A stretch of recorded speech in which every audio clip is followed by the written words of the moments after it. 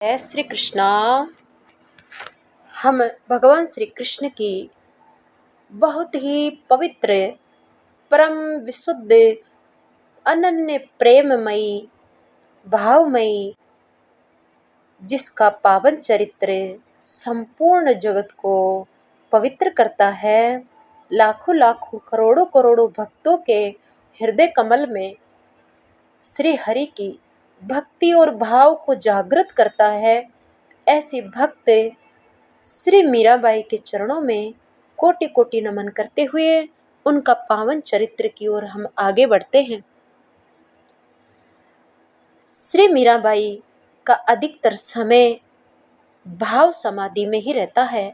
श्री मीरा मछली की तरह तड़पती रहती है, कभी वो प्रेम के आवेश में तो कभी भगवान के विरह के आवेश में रहती है।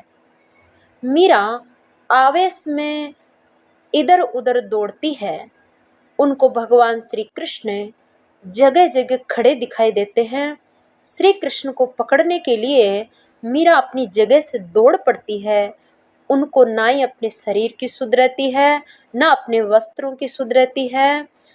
मीरा को ना ही अपने खाने पीने की सुध रहती है। कई बार वो गिर जाती है। उनके पीछे पीछे, उनके साथ साथ उनकी जो सखियां हैं, दासियां हैं, वो उनकी सेवा में लगी रहती है बराबर। वो ही उनको संभालती रहती है। लेकिन मीरा के ऊपर, मीरा के हृदय में जो कृष्ण के विरह अग्नि प्रकट होती है या प्रेम की अग्नि प्रकट होती है, तो उसका बल इतना बढ़ जाता है कि मीरा को इतनी सारी जो दासियां हैं वो भी संभालने में फेल हो जाती है। मीरा को श्री कृष्ण कभी नजदीक में खड़े दिखाई देते हैं, कभी दूर खड़े दिखाई देते हैं। श्री कृष्ण को पकड़ने के लिए मीराबाई दौड़ लगाती है। दौड़ते समय कई बार वो पत्थर से टकरा के गिर जाती है, कई बार दीवार से टकरा के गिर जाती है, कई बार वो इंसानों से भी टकरा जाती है, क्योंकि उनको होश ही नहीं रहता है। उनको अपने शरीर की सुध बिल्कुल भी नहीं रहती है। ये सारा का सारा आश्चर्य भोजराज देखते रहते हैं। अपने मन में विचार करते हैं, हे प्रभु, ऐसी भक्ति मुझे कब मिलेगी। भोजराज को बड़ी ग्लानि है कि ये क्या अद्भुत भक्ति है।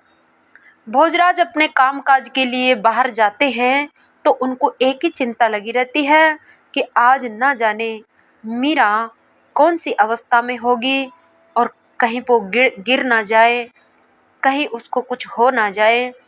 ऐसी चिंता उनको लगी रहती थी। और वो जहाँ भी कामकाज के लिए जाते थे, अगर युद्ध में भी जाते तो युद्ध में पूरा तन मन जोर और जुनून से युद्ध लड़ते, और जब विजय करके लौटते तो वो सेना को पीछे छोड़ देते और स्वयं इतनी तेज गति से दौड़ कर किले में आते। उनका एक ही लक्ष्य रहता था, मीरा की चिंता।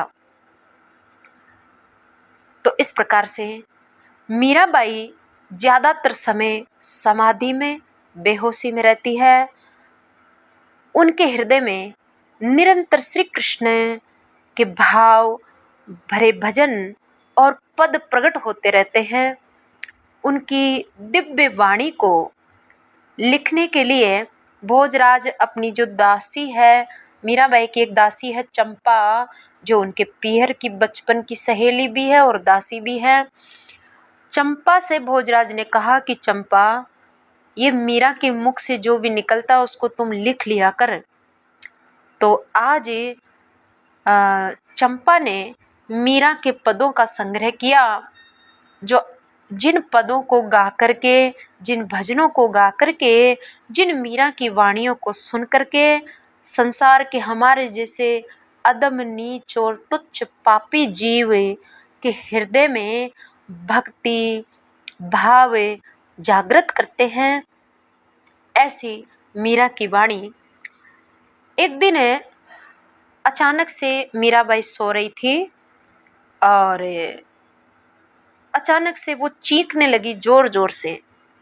तो भोजराज थोड़ी दूर पर दूसरे पलंग पर भोजराज विश्राम करते थे।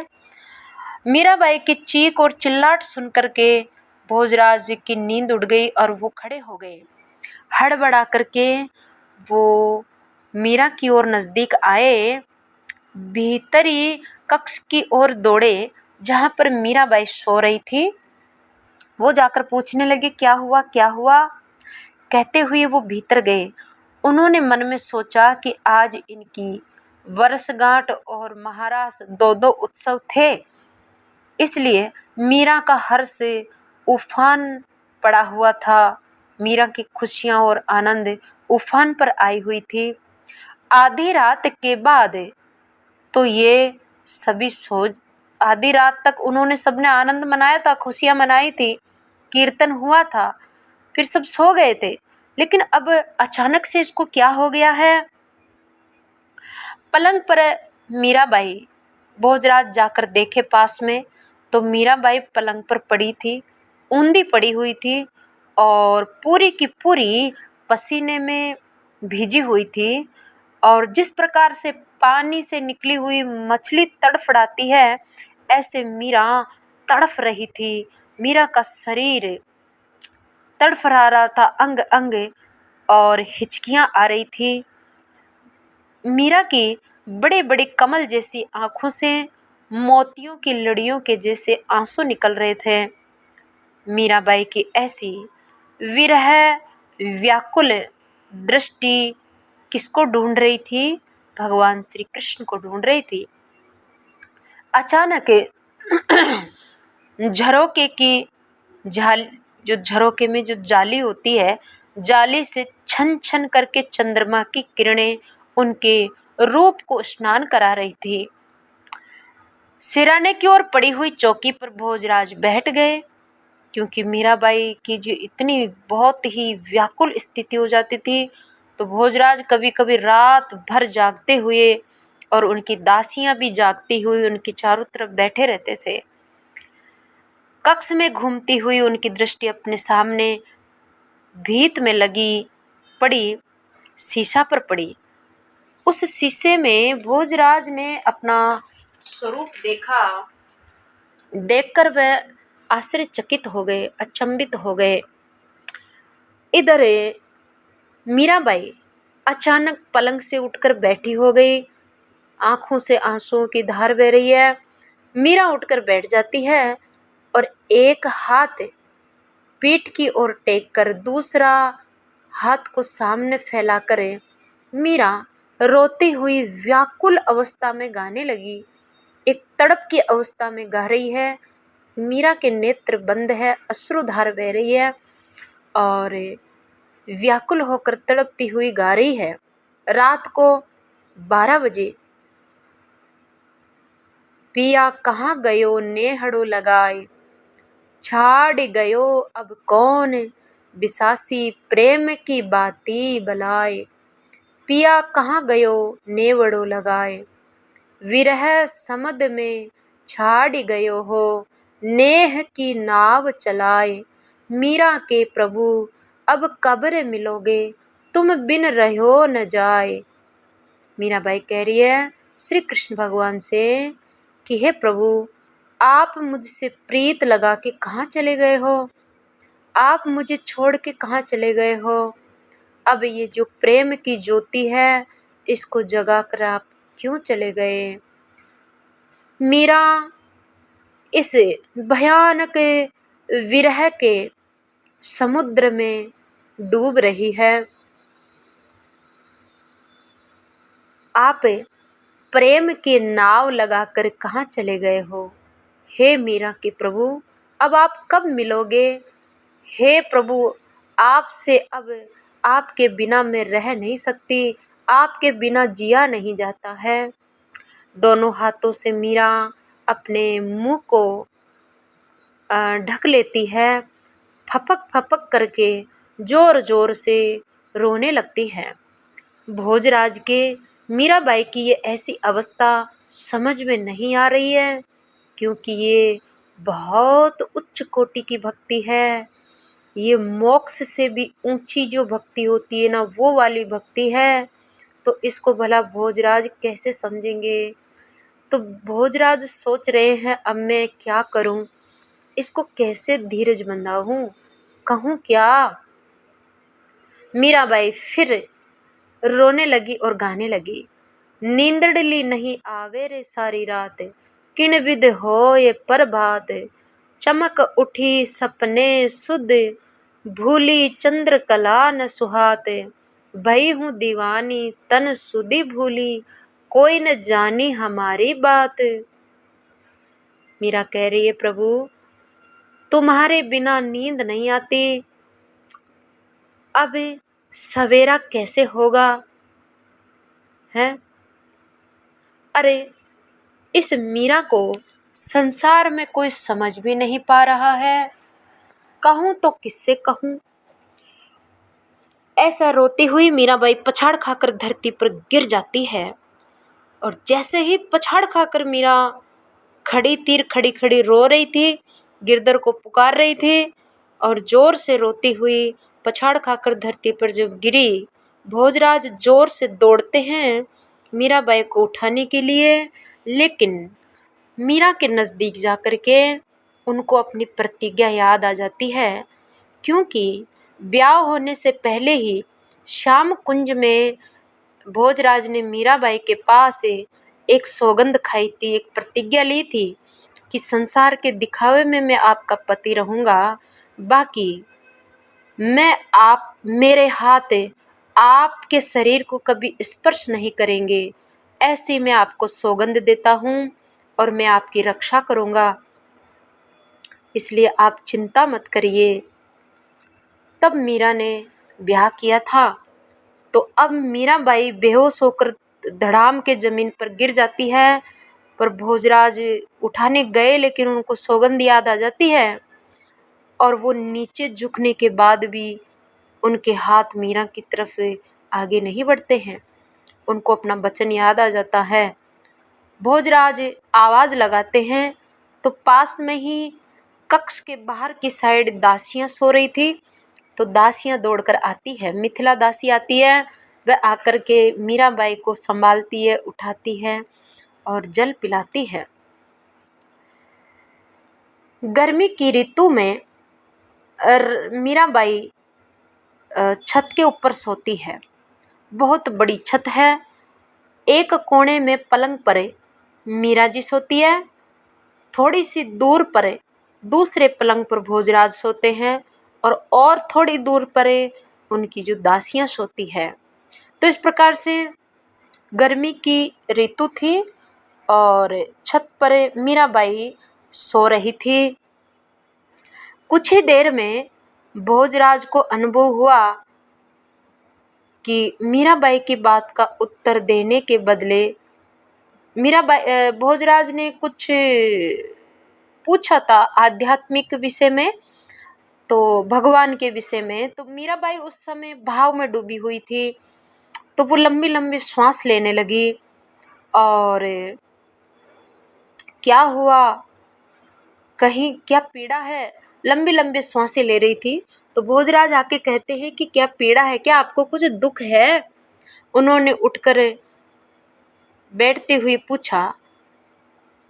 भोजराज तो पूछ रहे थे कि आपको कोई तकलीफ हो रही है, आपको पीड़ा हो रही है क्या, आप ऐसे तड़फड़ा क्यों रही है, आप इतनी लंबी श्वासें कैसे ले रही है। तो उसी समय वहां आधी रात को महल के पीछे पेड़ पौधों में एक पपैया बोल रहा था और जैसे ही पपैया बोला, मीरा के हृदय में श्री कृष्ण के विरह की, श्री कृष्ण की याद की चिंगारी छिड़ गई। वह उठ करके छत की ओर दौड़ी, बिल्कुल छत के किनारे तक पहुंच गई और छत के किनारे पर जो दीवार होती है उसके ऊपर मीराबाई ने अपना माथा टेक दिया, उनका गला भराया और वो गाने लगी। पपैया रे कद को बेर चितार्यो, मैं सूती छी भवन आपने, पिए पिए करत पुकार्यो। पपैया रे कद को बैर चितार्यो, दास दाज्या ऊपर लूण लगायो, हिवड़े करवत सायो। मीरा के प्रभु गिरधर नागर, हरि चरणा चित्त धरायो। यानी मीराबाई श्री कृष्ण के विरह में व्याकुल थी। इतने में वो पपैया बोलता है तो श्री मीरा जी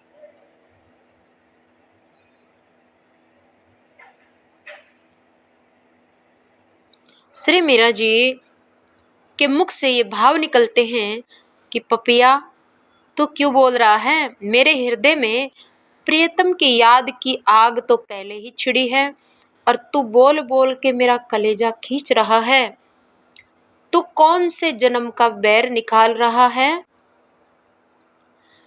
मैं थारो काई बिगाड़ियो रे पंछीड़ा, तूने मेरे घाव पर नोन लगायो है।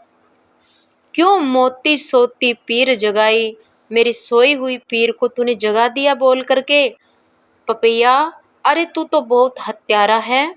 मेरे पिया श्री कृष्ण द्वारिकाधीश मुझे छोड़ के द्वारका चले गए हैं, इसी से तुझे ऐसा कठोर मजाक सूझ रहा है।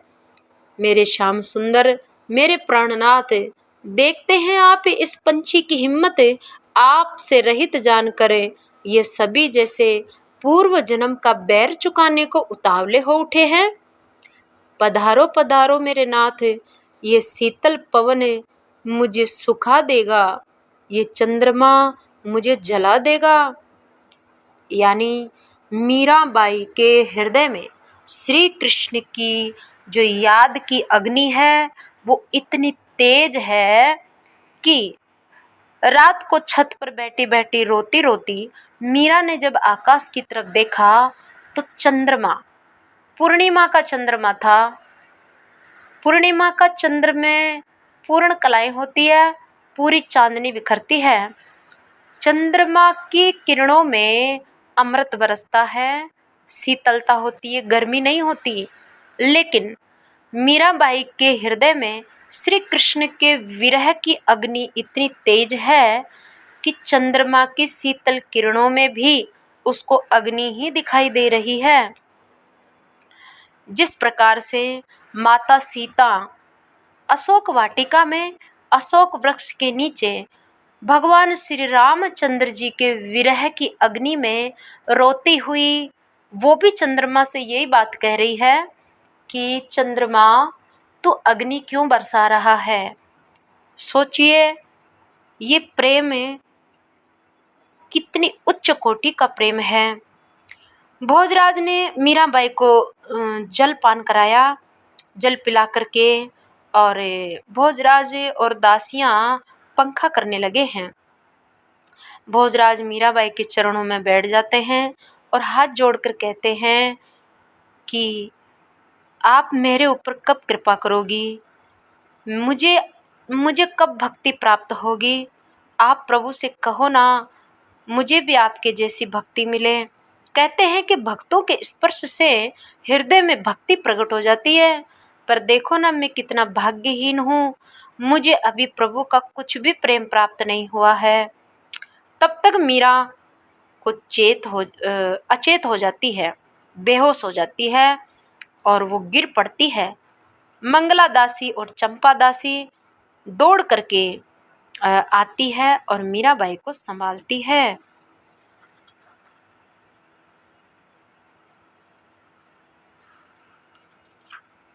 इधर मीरा की अवस्था अब तो और भी ज्यादा गंभीर होने लगी है। उनकी भक्ति की जो गंगा है वो इतनी तेज गति से बढ़ती जा रही है कि जैसे गंगा नदी गंगोत्री से प्रकट होती है, पर जैसे जैसे समुद्र की तरफ बढ़ती है तो विशाल बढ़ती ही जाती है उनका प्रवाह। तो मीराबाई की दशा अब और भी जोरदार होने लगी है। मीरा कभी कभी 2 दिन तक समाधि में रहती है, 2 दिन तक खाना पीना, चलना, नींद, देखना, सुनना ये सब बंद हो जाता है। 2 दिन तक समाधि में पड़ी रहती है, बेहोशी में, श्री कृष्ण भगवान के विरह में। कभी कभी 3 दिन और 3 रात तक पड़ी रहती है, कभी कभी तो 8 दिन तक मीरा श्री कृष्ण के प्रेम विरह में, प्रेम समाधि में 8 दिन 10 दिन तक भी मीरा बिना खाए पिए, बिना सोए एक जगह पर अचेत अवस्था में पड़ी रहती है। सोचिए ये कितनी ऊंची कोटि का प्रेम है, कितनी ऊंची कोटि की भक्ति है। भक्तों, ऐसे श्री मीरा जी के प्रेम भरे पावन चरित्रों को सुनने से मनुष्य के अनंत पाप मल नष्ट होते हैं, प्रभु के प्रति श्रद्धा भक्ति प्रेम जागृत होता है। इसलिए भक्तों की कथा इस जगत में सबसे बड़ी औषधि है, भक्ति प्राप्त करने की दवा है। तो मीराबाई कभी कभी भगवान श्री कृष्ण से मिलने की हर्ष और खुशी में, तो कभी कभी भगवान की याद के विरह के आवेश में जगत और शरीर दोनों की सुध बुध भूल जाती है। मीराबाई कभी कभी विचार करती है कि उनको लगता है कि श्री कृष्ण उनके पास ही खड़े हैं, तो फिर वो जोर जोर से रोती रोती अचानक ही जोर जोर से खिलखिलाकर हंसने लग जाती हैं। भक्तों, श्रीमद् भागवत में भी भक्तों की ऐसे ही लक्षण बताए हैं कि वो जीव, भाग्यशाली जीव जिसके हृदय में भगवान का प्रेम जागृत होता है, तो वो कभी रोता है, कभी हंसता है, कभी वो समाधि में रहता है। तो मीराबाई कभी खिलखिला करके हंसती है, तो कभी वो रूठ भी जाती है, रूठ जाती है। हाँ, कई दिनों तक रूठ के बैठी रहती है। हाँ, और कभी फिर कृष्ण भगवान उनको मनाने के लिए आते हैं, फिर खिलखिला कर भगवान को आया देखकर हर्षित होकर और उनके सामने नाचने लग जाती है। कभी कभी रोते रोते मीराबाई की आंखें सूज जाती है। यदि ऐसे दिनों में भोजराज को चित्तौड़ से मीराबाई की ऐसी अवस्था जिस समय रहती है, उस समय में अगर भोजराज को आदेश मिल जाए किसी युद्ध में जाने का या फिर राज्य के किसी कार्य में जाने का, तो युद्ध में जाने के लिए तो भोजराज को जोश चढ़ जाता है। हाँ, जोश और जुनून चढ़ जाता है। लेकिन युद्ध के अलावा और कार्यों में जाने के लिए कहते हैं तो उनको टालम टोल करने की कोशिश करते हैं, क्योंकि मीराबाई को ऐसी बेहोश अवस्था जो 10-10 दिन तक खाना अन्न पानी नींद छोड़ करके मूर्छित अवस्था में पड़ी है, ऐसी अवस्था को छोड़कर भोजराज का मन जाने का करता ही नहीं है। यदि कहीं रण में जाने की आज्ञा होती है तो वो फूले नहीं समाते, किसी और का नाम लेने पर स्वयं जाने का आग्रह करते हैं। युद्ध में जाने की बात आती है तो भोजराज कहते हैं नहीं, मैं जाऊंगा मैं जाऊंगा मैं जाऊंगा। महाराणा सांगा उनके इस उत्सव को देख करके बहुत ही खुश हो जाते हैं। क्या बात है कि ये युद्ध के लिए तो उतावले हो जाते हैं, मानो नया नया कोई जवाई ससुराल में जाने को उमंग रहता हो। ऐसे ही भोजराज युद्ध में जाना पसंद करते हैं। मौत के मुंह में छलांग लगाने के लिए वे उत्साह के साथ तैयार रहते हैं।